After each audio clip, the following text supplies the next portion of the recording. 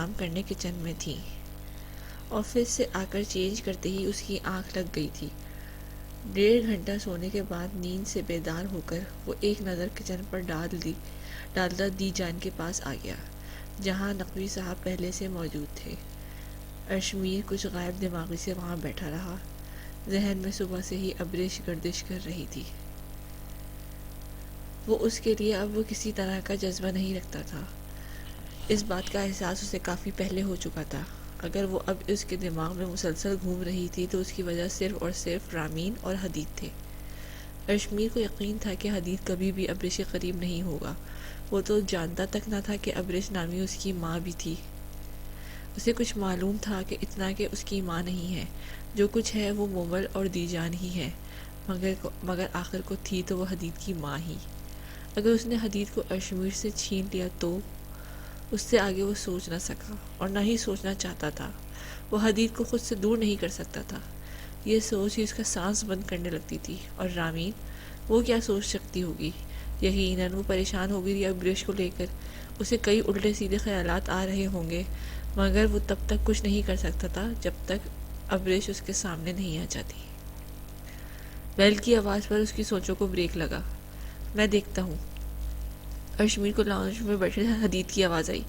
حدید، تم نہیں جاؤ۔ اشمیر نے اسے روکنا چاہا اور بیڈ سے اترا، مگر جب تک وہ کمرے سے باہر نکلا حدید دروازہ کھول چکا تھا۔ اشمیر نے پہلے حدید کو دیکھا اور پھر دروازے کے باہر کھڑی اس خوبرو لڑکی کو۔ اشمیر کی آنکھوں میں ذرا الجھن اتری اور پھر اس کے ذہن میں دھماکہ سا ہوا۔ وہ کافی بدل چکی تھی، اتنی کہ اشمیر کو اسے پہچاننے میں بھی غلطی ہوئی۔ وہ پہلے سے بھی زیادہ ماڈرن ہو گئی تھی۔ اس کے 7 سال پہلے والی شخصیت اب کہیں نہ تھی۔ وہ کسی اپر کلاس کی 25-26 سالہ کافی پرکشش شخصیت رکھنے والی لڑکی لگ رہی تھی، جو جسے مرضی چاہے اپنا اسیر کر لے۔ مگر اشمیر کو اس پل دروازے کے اس جانب کھڑی لڑکی سے الجھن ہوئی۔ وہ پل میں اس تک پہنچتے دروازہ بند کر دینا چاہتا تھا۔ حدید، وہ کہتی ہوئی ایک قدم آگے ہوئی اور اسے چھونے کو ہاتھ بڑھایا ہی تھا کہ حدید فوراً پیچھے ہوا۔ اس سے پہلے وہ گھر کے اندر قدم رکھتی، اشمیر اس تک پہنچا اور حدید کو اپنے پیچھے کیا۔ ابریش اسے دیکھتے ہی رک گئی اور پھر اس کی نظریں اشمیر پر جم گئیں۔ اسے اپنے آس پاس دنیا رکتی محسوس ہوئی۔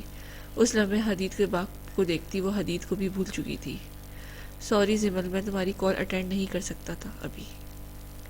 اس کا میسج پڑھتے زمل نے برا سا منہ بنایا اور فون رکھ دیا۔ دوپہر کے 3 بج رہے تھے۔ وہ کچھ دیر پہلے ہی نیند سے بیدار ہوئی تھی اور بمشکل اس نے انڈا اور بریڈ حلق سے نیچے اتارا تھے۔ بیماری کے باعث اس کے منہ کا ٹیسٹ کافی خراب ہو چکا تھا۔ کچھ وقت زینیہ اور دردانہ بیگم اور نوریہ کے ساتھ گزارنے کے بعد اس وقت اپنے کمرے میں بیٹھی وہ شدید بوریت کا شکار تھی۔ 3-4 دن سے وہ اپنے کمرے میں تھی اور اب اس کا دل خراب ہونے لگا تھا۔ وہ باہر جانا چاہتی تھی۔ تبھی اس نے آمن کو کال کی تھی۔ وہ کب گھر آئے گا، مگر اس نے کال اٹینڈ کرنے کے بجائے سڑا سا میسج بھیجا، جسے پڑھ کر جمیل کا دل مزید خراب ہوا۔ وہ بیڈ سے اٹھی اور ایک نظر شیشے میں اپنا لباس پر ڈالی۔ کھلی سی ٹی شرٹ اور ٹراؤزر پہنے، ڈھیلی چٹیا جو اب چٹیا کم اور جھاڑو زیادہ لگتی تھی، میں وہ کوئی مریض ہی نظر آ رہی تھی۔ اسے چٹیا کے برل کھولتے، بال کنگھی کیے اور اونچی پونی بنائے، پھر ایک شال کندھے اٹھا کر کندھوں پر ڈالی وہ کمرے سے نکلی۔ اس نے زینیہ کے کمرے کا رخ کیا ہی تھا کہ اسے زاویہ اور نوریہ سیڑھیاں اتر کر نیچے آتے دکھائی دیے۔ کیسی طبیعت ہے اب تمہاری؟ زاویہ نے آخری سیڑھی اترتے اس سے سوال کیا۔ وہ کچھ دیر پہلے باہر سے گھر آیا تھا اور اب شاید دوبارہ نوریہ کے ساتھ کہیں جانے کا ارادہ رکھتا تھا۔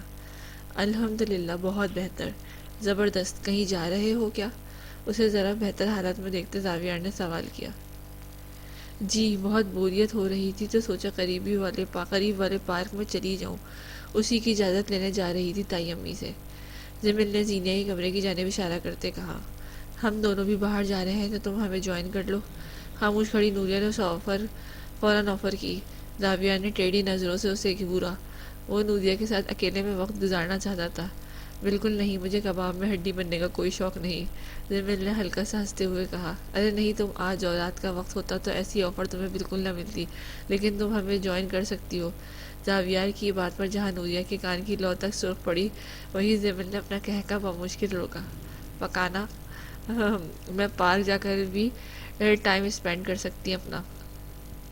ہاں جانتا ہوں، تم کل پارک چلی جانا، موم کو بتا کر آ جاؤ، زاویہ کہتا ہوا باہر کی جانب بڑھا۔ نوریہ نے اگر اسے آفر دی تھی تو مناسب نہیں لگتا تھا کہ وہ خاموش رہے۔ کتنے بدتمیز ہیں آپ! باہر آتے ہی نوریہ نے اسے گھورا۔ اب کون سی بدتمیزی کر دی میں نے؟ زاویہ نے اچھبے سے نوریہ سے پوچھا۔ یہی جو آپ نے اسے بولا کہ رات کا وقت ہوتا تھا تو میں ایسی آفر نہ دیتا۔ نوریہ اس کی بے باکی پر خفا تھی۔ ہاں تو ٹھیک کہہ رہا تھا، رات کے وقت میاں بیوی کو ایک دوسرے کے ساتھ اکیلے میں گزارنا چاہیے۔ گاڑی سٹارٹ کرتا وہ کافی سنجیدگی سے بولا تو نوریہ ایک مرتبہ پھر سرخ پڑی۔ یہ اب بہت زیادہ ہو رہا ہے، نوریہ نے اسے وارن کرنا چاہا۔ زاویہ کا یہ انداز اسے ذرا مشکل سے ہی ہضم ہوتا تھا۔ وہ تو اس کے لہجے کی مٹھاس پر شاکڈ رہنے لگی تھی اور پریشان بھی کہ نہ جانے وہ واقعی میں اسے قبول کر گیا تھا یا یہ سب محض دکھاوا تھا۔ نوریہ کا دل و دماغ میں کئی الجھنوں کے دھاگے تھے، کئی سوال تھے جن کے جواب وہ زاویہ سے لینا چاہتی تھی، مگر کیسے؟ پھر اس نے بھی سب خدا پر چھوڑ رکھا تھا، اور شاید اس کے اطمینان کی وجہ بھی یہی تھی۔ چلیں، جمیل کی آواز پر وہ چونکی۔ جانا کہاں ہے ویسے؟ گاڑی کا بلوٹوتھ اپنے موبائل سے کنیکٹ کرتے اس نے کہا۔ سوال کیا تو زاویہ نے نوریہ کی جانب دیکھا، وہ کندھے اچکا گئی۔ جہاں راستہ لے گیا، مجھے یہاں کے راستے یا اچھے اسپاٹ نہیں معلوم، ویسے تو لانگ ڈرائیو کا ارادہ تھا۔ زاویہ نے پورٹ سے گاڑی نکالتے ہوئے کہا۔ گوگل کس کام آئے گا؟ اچھا میں بتاتی ہوں آپ کو، پہلے تو آئس کریم کھانے چلتے ہیں، جمیل کے کہتے ہوئے گوگل میپس کھولا کہ وہ ادھر ادھر ہی نہ نکل جائیں۔ کون آیا ہے؟ بیل بجنے اور دروازہ کھلنے کے بعد چھا جانے والے سناٹے پر رامین نے کچن کے دروازے سے سر نکالتے داخلی دروازے کی جانب دیکھا۔ ارشمیر کے کشادہ وجود نے دیوار کا کام کیا۔ رامین نے اس پار کھڑے شخص کو دیکھنا چاہا اور کچن کی دہلیز پار کی۔ اسے 2 قدم لیے ہی تھے جب داخلی دروازے پر کھڑی لڑکی کا چہرہ اسے صاف دکھائی دیا۔ رامین کے قدم جکڑ گئے۔ وہ اسے کیسے نہ پہچانتی؟ وہ ارشمیر کی پہلی بیوی کو کیسے نہ پہچانتی؟ زندگی میں پہلی بار اسے کسی عورت سے جلن محسوس ہوئی تھی تو ابریش سے ہوئی تھی۔ مومل نے اسے ارشمیر اور رامین کے نکاح سے 2-4 دن بعد ابریش اور ارشمیر کی بارات کی تصویر دکھائی تھی۔ رامین نے اپنی اس پرانی تصویر میں بھی ارشمیر کی آنکھوں میں نظر آتی خوشی کو دیکھا تھا، چمک کو بھی اور خوشی سے کھلتے اس کے چہرے کو بھی، اور وہ چمک اور وہ خوشی رامین کو اس کی آنکھوں میں پھر نظر آنے لگی تھی، اور اسے احساس ہوا تھا وہ اسے جیت گئی تھی۔ کیا ہو گیا؟ اس کی پیروی کرتی مومل بھی باہر آئی اور اس کا حال بھی کچھ رامین جیسا ہی ہوا۔ کیا کرنے آئی ہو تم یہاں؟ وہاں کھڑے تمام نفوس کی سماعتوں سے ارشمیر کی پتھریلی آواز ٹکرائی۔ کیا مطلب؟ میں اپنے بچے سے ملنے آئی ہوں، ابریش نے کہتے ہوئے حدید کی جانب اشارہ کیا اور ہاتھ بڑھا کے اس کا بازو تھامنا چاہا جب ارشمیر نے ابریش کی کلائی پکڑ لی۔ مومل، اس کو لے جاؤ یہاں سے۔ ارشمیر کے بلانے پر مومل اپنی جگہ سے ہل بھی نہ سکی۔ مومل تم سن نہیں رہی؟ ارشمیر کی برہم آواز پر مومل فوراً سے پہلے اس تک پہنچی اور حدید کو باہوں میں اٹھایا۔ میمی، نیچے اتارو مجھے۔ حدید نے مومل کے کندھے پر بازو رکھتے احتجاج کیا۔ مومل نے پلٹ کر ایک نظر رامین کے سفید ہوتے چہرے پر ڈالی اور حدید کے لیے وہاں سے 9-2-11 ہوئی۔ معاف کیجیے گا بی بی، ہم آپ کو نہیں جانتے، ارشمیر نے اس کی کلائی چھوڑ کر کہتے ہوئے۔ ارشمیر نے دروازہ بند کرنا چاہا مگر ابریش نے ہاتھ دروازے پر رکھتے اسے روک دیا۔ تم مجھے پہچاننے سے انکار کر رہے؟ وہ شوق کی کیفیت میں کہہ رہی تھی۔ میں بیوی ہوں تمہاری، تمہارے بچے کی ماں ہوں۔ ابریش نے اسے ایسے یاد دہانی کروائی جیسے ارشمیر کو تو کچھ معلوم ہی نہیں۔ کون سا بچہ ابریش؟ ارشمیر کے سوال پر ابریش نے بے یقینی سے اسے دیکھا۔ وہ حدید ہی تھا نا، ادھر ابھی۔ مومل، اسے باہر لاؤ۔ ابریش نے دروازے سے کھڑے کھڑے اونچی آواز میں اسے پکارا اور پھر گھر میں گھسنے کی کوشش کی۔ رامین نے دور سے کھڑے کھڑے ہی اس کی خوبصورت آنکھوں میں وحشت دیکھی۔ اس کی آواز پر نقوی صاحب کمرے سے باہر آئے اور اسے دیکھتے وہ پتھرا گئے۔ خاموش ہو جاؤ ابریش اور چلی جاؤ ادھر سے۔ نہ میں تمہیں جانتا ہوں اور نہ ہی میں تمہاری اولاد یہاں ہے۔ جس کی تم بات کری وہ تمہاری نہیں بلکہ میری اولاد ہے۔ ارشمیر نے اسے بازو سے پکڑ کر پیچھے کرتے اس کے اندر جانے کی کوشش ناکام بنائی۔ ابریش نے اپنا بازو جھٹکتے اس کی گرفت سے نکالا۔ کیا مطلب ہے کہ وہ تمہاری اولاد ہے؟ اسے میں نے پیدا کیا ہے، ماں ہوں میں اس کی، مت بھولو۔ وہ شوق کی کیفیت میں بولی کہ ارشمیر کا حق چھین رہا تھا جو شاید خود اس کے سالوں پہلے خود سے چھینا تھا۔ پیدا کرنے سے کوئی ماں نہیں بن جاتا، اور تم تو وہی ہونا جو 2 ماہ کے شیرخوار بچے کو چھوڑ کر چلی گئی تھی، اسے ماں کہتے ہیں؟ تم اسے اپنی اولاد کہہ رہی ہو، جس کی 6 سال تک تم نے کوئی خیر خبر نہیں لی۔ مائیں ایسی ہوتی ہیں۔ وہ الفاظ نہیں تماچے تھے جو ارشمیر نے ابریش کے منہ پر ایک کے بعد ایک کر کے مارے تھے۔ تم نے اگر اسے اپنی اولاد سمجھا ہوتا تو اسے چھوڑ کر نہ جاتی۔ نہ جانے کون سی مہر لگا دی تھی خدا نے تمہارے دل پہ کہ تم نے ایک پل کے لیے بھی اس بچے کے بارے میں نہ سوچا۔ ماں کے ہوتے ہوئے بھی وہ تمہاری وجہ سے، ماں کے سائے سے، ماں کی محبت سے دور رہا۔ تم نے اس سے وہ چھاؤں چھین لی جس کی اسے سب سے زیادہ ضرورت تھی، اور اب تمہیں تمہاری اولاد سے ملنا ہے، وہ وہی اولاد جسے تم پیدا بھی نہیں کرنا چاہتی تھی۔ ارشمیر نے گویا اسے آئینہ دکھایا۔ یہ وہ آئینہ تھا جسے وہ دیکھنا نہیں چاہتی تھی، مگر ارشمیر نے بار بار اسے یہ دکھانا تھا۔ جس حقیقت سے وہ بھاگ رہی تھی، وہ حقیقت ارشمیر نے اسے بتانی تھی۔ وہ بول کے خاموش ہوا تو ہر طرف ایک سناٹا چھا گیا۔ ابریش کی آنکھوں میں پانی آنے لگا تھا۔ وہ سرخ ہوتی آنکھوں میں وحشت، نمی، خوف اور نہ جانے کیا کیا لیے اسے دیکھ رہی تھی۔ چلی جاؤ یہاں سے، ارشمیر نے کہتے ہوئے دروازہ بند کرنا چاہا، مگر ابریش نے اس کی کوشش ایک مرتبہ پھر ناکام بنائی۔ اسے فوراً سے پہلے ارشمیر کے سامنے ہاتھ جوڑے۔ ارشمیر، مجھے معاف کر دو، مجھے میرے بچے سے ملنے دو، میں تمہارے آگے ہاتھ جوڑتی ہوں، مجھے ایک بار اس سے ملنے دو۔ وہ بری طرح رونے اور گڑ گڑانے لگی تھی۔ نقوی صاحب کو ارشمیر کے پاس آنا پڑا۔ رامین کے دل کو بھی کچھ ہوا تھا۔ ارشمیر، ملنے دے۔ انہوں نے اسے کندھے پر ہاتھ رکھا۔ ابریش کو جیسے امید کی کرن نظر آئی۔ پلیز انکل، مجھے ایک بار اس سے ملنے دیں، آپ کو اللہ کا واسطہ ہے۔ اس نے اب کی بار نقوی صاحب کو دیکھا تھا۔ ان کے چہرے آنسو سے بھیگ چکا تھا، اور وہ ہاتھ ویسے ہی جوڑے ہوئے تھے۔ نہیں ابا، کچھ بھی ہو جائے، میں اس عورت کا سایہ حدید پر نہیں پڑنے دوں گا۔ وہ میری اولاد ہے، میں اسے نہیں ملنے دوں گا۔ ارشمیر نے صاف لفظوں میں انکار کیا تھا۔ اب کی بار رامین کو سارے تماشے میں حصہ لینا پڑا۔ اس کو آگے آتا دیکھ کر نقوی صاحب پیچھے ہوئے تو ابریش نے اسے دیکھا۔ وہ کچھ الجھی۔ ارشمیر، ایک بار ملنے دیں، اس نے سرگوشی نما آواز میں ارشمیر سے کہا تھا۔ اس کے لہجے کی، آواز کی کپکپاہٹ واضح تھی، آنکھوں میں نمی بھی چھپی نہ تھی۔ ارشمیر نے حیرت سے رامین کو دیکھا۔ پلیز، ایک آخری بار۔ اس کے لب ایک مرتبہ پھر ہلے۔ ابریش نے رامین کو ارشمیر کا بازو تھامتے دیکھا۔ اسے دھندلائی آنکھوں سے رامین کے ہاتھ کی چوتھی انگلی میں چمکتی سونے کی انگوٹھی کو دیکھا۔ کون تھی یہ لڑکی؟ ارشمیر نے دوسری شادی کر لی تھی؟ یہ وہ 2 سوال تھے جو اس کے ذہن میں آئے تھے۔ ارشمیر نے چند لمحے رامین کو دیکھا اور پھر وہاں سے ہٹ گیا۔ ابریش نے بے یقینی سے ارشمیر کو پلٹ کر جاتے دیکھا۔ وہ اسے ملنے دے رہا تھا۔ آ جائیں آپ۔ رامین نے اسے مخاطب کیا تو اسے دیکھنے لگی۔ اس نے ہاتھ کی پشت سے آنسو صاف کیا اور گھر کے اندر قدم رکھا۔ دروازہ بند کرتے نقوی صاحب بھی ان دونوں کے پاس لاؤنج میں آ گئے۔ ارشمیر شاید حدید اور مومل کے پاس گیا تھا۔ وہ دونوں ایک دوسرے کے سامنے بیٹھی تھی۔ اس کی آنکھیں اور چہرہ دونوں سپاٹ تھے، جبکہ دوسرے وجود کے چہرے پر الجھن اور بے چینی دونوں واضح تھی۔ اس میں سے ایک وجود جانتا تھا کہ سامنے بیٹھے انسان سے اس کا کیا رشتہ تھا، جبکہ دوسرا ہر بات سے بے خبر تھا، مگر خوف دونوں کے دل میں تھا۔ باہر چل کر بیٹھنا ہے یا گاڑی میں کھانی ہے؟ راویان نے یہ سوال نوریہ سے کیا تھا۔ باہر چل کر بیٹھتے ہیں۔ باہر چل کر بیٹھتے ہیں میرے خیال سے۔ وہ لوگ جہاں آئے تھے وہاں انڈر اور آؤٹ ڈور دونوں جگہ سٹنگ ایریا تھا۔ میری حالت ہے گاڑی سے نکلنے والی۔ جمل کے کہنے پر زاویہ اور نوریہ دونوں نے پلٹ کر اسے دیکھا، جو نائٹی پہنے ہوئے تھی اور کندھوں پر شال ڈال رکھی تھی۔ خیر ہے، ایسا بھی اچھی لگ رہی ہو، آ جاؤ، زاویہ ہنس کر کہتا اپنی سائڈ کا دروازہ کھول کر اترا تو وہ دونوں بھی باہر نکلی۔ کھلی فضا میں سانس لیتے ہی جمیل کو اپنی طبیعت کچھ بہتر محسوس ہونے لگی۔ آج موسم بھی خوشگوار تھا کہ سردیوں کی آمد ہو چکی تھی۔ وہ تینوں اٹھی ابھی آ کر بیٹھے ہی تھے جب ویٹر ان کی جانب آیا۔ وہ دونوں فی الحال صرف آئس کریم ہی کھانا چاہتی تھی، مگر زاویہ کو بھوک لگی تھی۔ اپنے لیے کچھ آرڈر لکھوا کر اس نے نوریہ سے آئس کریم کا فلیور پوچھا تو وہ کچھ سوچنے لگی۔ اسٹرابیری۔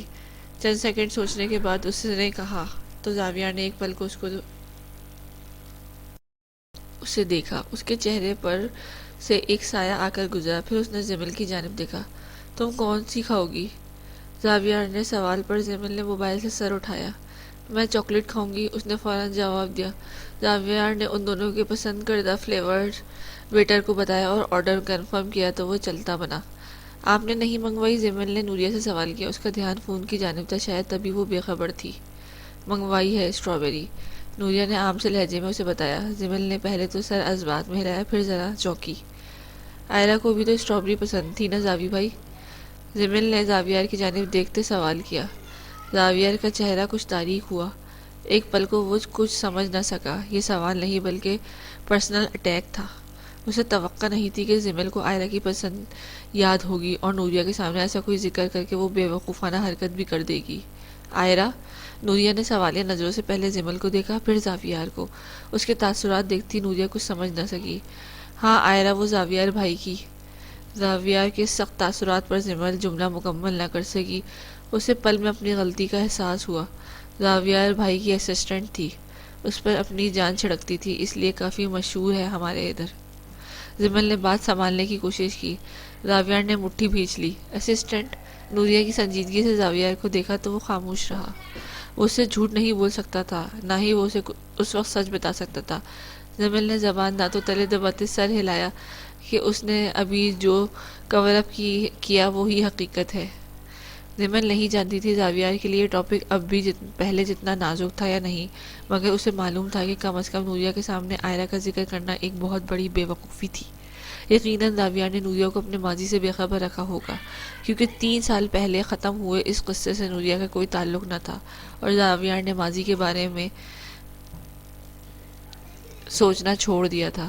اسے کچھ معلوم تھا تو اتنا کہ اس وقت اس کے پاس اس کے ساتھ نوریہ ہے، اور آنے والے وقت میں تا قیامت اور دنیا ختم ہونے کے بعد بھی نوریہ نے ہی اس کے ساتھ رہنا تھا۔ پھر وہ کیوں گڑے مگڑے اکھاڑتا؟ مگر اب کام ذرا بگڑ چکا تھا۔ اسسٹنٹ کے ساتھ کافی اچھے تعلقات رکھتے ہیں آپ؟ زاویار جانتا تھا وہ طنز کر رہی تھی۔ اس کا ہلکا سا سانس بھرا۔ کافی اچھے تعلقات نہیں تھے، مگر آدھا دن تو ان کے ساتھ ہی گزرتا، کہہ سکتے ایک طرح سے۔ اس نے عام سے لہجے میں کہا تھا۔ نوریہ نے ضبط کرتے اسے دیکھا۔ یہ خیال تو اسے ویسے ہی زہر لگتا تھا کہ اب وہ زاویار کی اسسٹنٹ آئلن ہے، اور آئلن اتنی خوبصورت ہے کہ وہ کیسے بھول سکتی تھی۔ خاموش تو وہ محض اس لیے تھی کہ آئلن کے بارے میں اس کی سکندر سے کافی بات ہو چکی تھی، اور انہوں نے نوریہ کو سمجھایا تھا کہ آئلن ان کے پاس سالوں سے کام کر رہی ہے، سو ایسا کچھ نہیں جیسا وہ سوچ رہی۔ بس یہی وجہ تھی کہ اس نے زاویار سے پھر بحث نہ کی۔ پلیز اب ایسا تو مت دیکھو۔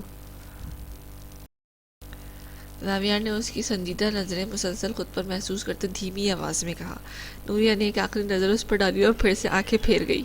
ذہن میں 2 نام گھومنے لگے تھے، ایک آئلن کا اور دوسرا آئرہ کا۔ وہ حدید کو باہوں میں اٹھائے کمرے سے باہر نکلا۔ مومل اس کے پیچھے ہی تھی۔ حدید کو دیکھتے ہی وہ اپنی جگہ سے اٹھ کھڑی ہوئی۔ حدید میری جان۔ اس سے پہلے وہ آگے بڑھتی ارشمیر نے دوبارہ اسے روکا۔ وہیں رکو، میرے پاس مت آنا۔ اب اس کے قدم تھم گئے۔ وہ ایک نظر اس کی سرخ آنکھوں پر ڈالتا رامین کے ساتھ جا بیٹھا۔ ارشمیر نے چہرہ موڑ کر رامین کو دیکھا۔ وہ جانتا تھا رامین خود پر ضبط کر رہی تھی، ورنہ وہ رونے کے قریب تھی۔ ادھر آؤ حدید۔ ابریج سے کچھ فاصلے پر بیٹھتے مومل نے حدید کو اپنے پاس بلایا۔ وہ ارشمیر کی نرم گرفت سے نکلتا مومل سے آ لگا، اور انجان نظروں سے ابریج کو دیکھا، جو اپنی اولاد کو دیکھتے ایک مرتبہ پھر رونے لگی تھی۔ حدید میرے پاس آؤ۔ ابریج نے ہاتھ اس کی جانب بڑھایا، مگر اس سے بہت سے دور ہوتا مزید مومل میں سما گیا۔ ارشمیر نے مومل سے چھپتے حدید کو دیکھا، پھر رامین کی ہاتھ اپنی گرفت میں لیتے اسے سہلایا۔ رامین کو آنسو روکنا پہلے سے زیادہ مشکل لگا۔ حدید، آپ کو پتہ ہے یہ کون ہے؟ یہ سوال مومن نے اس سے کیا تھا۔ ابریج کا دل کسی نے مٹھی میں جکڑ لیا۔ نہیں، سر نفی میں ہلاتے اس نے بہت آہستگی سے جواب دیا۔ ابریج کو لگا وہ اب سانس نہیں لے سکے گی۔ اس نے قرب سے آنکھیں میچ کر کھولی۔ حدید، میرا بچہ، میں آپ کی ماما ہوں۔ اس نے کپاتی آواز میں مشکل الفاظ ادا کیے، پھر اس نے حدید کا سر نفی میں ہلتے دیکھا۔ آپ نہیں ہیں، یہ ہے میری ماما۔ اس کے ہاتھ سے رامین کی جانب اشارہ کیا، اور رامین کی دھڑکن تیز ہوئی۔ مومل نے اس کا ہاتھ نیچے کیا۔ ہاتھ سے اشارہ نہیں کرتے۔ اس نے حدید کے کان میں سرگوشی کی، جبکہ ابریج بے یقینی سے رامین کو دیکھ رہی تھی، جو اس وقت ارشمیر کے بے حد قریب بیٹھی تھی، اور ارشمیر نے اس کا ہاتھ تھام رکھا تھا۔ کیا یہ واقعی اس کی بیوی تھی؟ ابریج کی دھڑکن سست ہو گئی۔ نہیں حدید وہ نہیں ہے، میں ہوں آپ کی ماما، ادھر دیکھو۔ ابریش نے سر نفی میں ہلاتے اسے بتانا چاہا کہ جو اسے معلوم تھا وہ غلط تھا، مگر وہ بھی ارشمیر رانا کی اولاد تھا۔ جی نہیں، ماما اور بابا کی شادی ہوئی تھی، بابا خود ماما کے لیے ڈریس لائے تھے۔ اپنی سمجھ اور یادداشت کے مطابق اسے جو یاد تھا اس نے وہ بتایا تھا، اور حقیقت بھی یہی تھی۔ ابریش کا چہرہ تاریک ہوا تھا، اس نے ایک مرتبہ پھر ان دونوں کی جانب دیکھا۔ تم یہ کیا، تم نے؟ وہ جملہ مکمل نہیں کر سکی تھی، مگر ارشمیر اس کا سوال سمجھ چکا تھا۔ ہاں، اس سے ملو، یہ ہے رامین ارشمیر رانا، میری بیوی۔ اس نے رامین کی محبت پاس نظروں سے دیکھتے ابریش کو جواب دیا تھا۔ ابریش کا دل ڈوب کر ابھرا، جبکہ اپنے نام پر رامین نے اپنی مسکراہٹ چھپائی تھی، مگر اس کے لہجے سے رامین کے لیے چھلکتی محبت اور اس کی نظروں کو محسوس کرتی وہ چہرہ جھکا گئی تھی۔ تم نے دوسری شادی کر لی ہے؟ اس نے شوق کی کیفیت میں سوال کیا تھا۔ ہاں، اسے گھر سے بھگا کر شادی کی ہے۔ ارشمیر کے جواب پر رامین نے چہرہ موڑا اور آنکھیں پھاڑ کر اسے دیکھا، جبکہ مومل نے ہنسی دبائی۔ سیریس سچویشن میں بھی اس کے لیے سنجیدہ رہنا مشکل تھا۔ ارشمیر، نقوی صاحب نے اسے گھورا۔ دی جان اٹھ گئی کیا؟ ارشمیر نے اس کا دھیان دی جان کی طرف کیا تو وہ ان کے پاس چلے گئے۔ مل لیا تم نے میری بیوی اور بچے سے، اب تمہیں چلنا چاہیے۔ ارشمیر نے اسے بھی اٹھانا چاہا، وہ زیادہ دیر اسے اپنے گھر میں برداشت نہیں کر سکتا تھا۔ ابریش نے احتجاج کیا، جبکہ حدید اب کبھی باپ کو دیکھ رہا تھا تو کبھی ابریش کو۔ او بیوی، تم نے صرف ملنا تھا، اور ویسے بھی ہمارے پاس زیادہ وقت نہیں۔ ارشمیر صوفے سے اٹھا تو رامین اور مومل دونوں نے اسے الجھ کر دیکھا۔ کہیں جانا ہے آپ لوگوں کو؟ ابریش نے ایک نظر گھڑی پر ڈالتے سوال کیا تھا۔ ہاں، ہمیں حدید کی بہن پیدا کرنے جانا ہے، اگر تم ادھر بیٹھی رہی تو دیر ہو جائے گی۔ رامین کا چہرہ سرخ پڑا اور آنکھیں پھیلی۔ مومل نے بے اختیار لبوں پر ہاتھ رکھا اور اپنی ہنسی دبائی، جبکہ ابریش کے تاثرات بھی دیکھنے لائق تھے۔ اس نے جبڑا بھیجتے ارشمیر کو دیکھا، جس کے سارے لحاظ بالائے طاق رکھے تھے۔ سنا نہیں کیا تم نے؟ ارشمیر نے اسے دوبارہ مخاطب کیا۔ ارشمیر پلیز، مجھے آپ کے ساتھ کچھ وقت گزارنے تو دو۔ مجھے اپنے گھر میں زیادہ دیر تک کچرا پسند نہیں ہے۔ رامین اور مومل نے بے اختیار ایک دوسرے کو دیکھا، جبکہ ابریش کا چہرہ خفت سے سرخ پڑا۔ ارشمیر، حدید سن رہا ہے، رامین نے دھیمی آواز میں کہا۔ مومل، لے جاؤ اسے۔ ارشمیر کی بات سنتے وہ اٹھ کھڑی ہوئی اور حدید کو باہوں میں بھرا۔ نہیں نہیں مومل، اسے مجھے دو، مجھے اسے دیکھنے دو۔ وہ کسی دیوانی کی طرح مومل کے پیچھے لپکی، مگر ارشمیر فوراً اسے پہلے ان دونوں کے بیچ آیا اور ابریش کو دونوں کندھوں سے پکڑتے پیچھے کیا۔ چھوڑو مجھے، میرا بچہ ہے، وہ ماں ہوں میں اس کی، مجھے اس سے ملنے دو۔ ارشمیر، میں تمہارے سامنے ہاتھ جوڑتی ہوں، خدا سے ڈرو۔ ارشمیر، میرا بچہ مجھ سے دور مت کرو، مجھے اس کے پاس جانے دو، تمہیں اللہ کا واسطہ ہے۔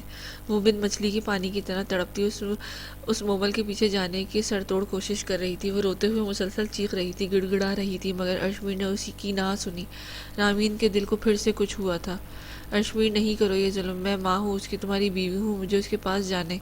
وہ ابھی بول ہی رہی تھی جب ارشمیر کا ہاتھ اٹھا اور اس کے چہرے پر اپنی چھاپ چھوڑ گیا۔ رامین کا ہاتھ لبوں پر گیا اور ابریش کا وجود سناٹے میں آ گیا۔ اس کے کان سائیں سائیں کر اٹھے۔ بیوی ہو تم میری؟ ارشمیر نے اس کے بازو کو جھٹکا دیتے سوال کیا۔ میں ارشمیر رانا اپنے پورے ہوش و حواس میں تمہیں طلاق دیتا ہوں۔ رامین کی آنکھیں پھیلی، دونوں کمرے کے دروازے کھلے، نقوی صاحب اور مومل باہر آئے۔ میں تمہیں طلاق دیتا ہوں۔ ابریش کو لگا کوئی اس کے کانوں میں سیسا انڈیل رہا ہو۔ ارشمیر، نقوی صاحب نے اسے پکارا۔ مومل اور رامین تو سانس روکے کھڑی تھیں۔ ارشمیر، نہیں، ابریش سے سر نفی میں ہلاتے اسے روکنا چاہا۔ میں تمہیں طلاق دیتا ہوں۔ اس نے ابریش کو ایک جھٹکے سے چھوڑا۔ ابریش کی ٹانگیں شل ہو گئیں اور وہ کسی کانچ کی گڑیا کی طرح ٹوٹ کر بکھرتی زمین بوس ہوئی۔ اس کے وجود پر ایک نظر ڈالتا ارشمیر رامین کو بازو تھامے کمرے سے چلا گیا اور وہ کسی کٹی ہوئی شاخ کی طرح اس کے پیچھے کھنچی چلی گئی۔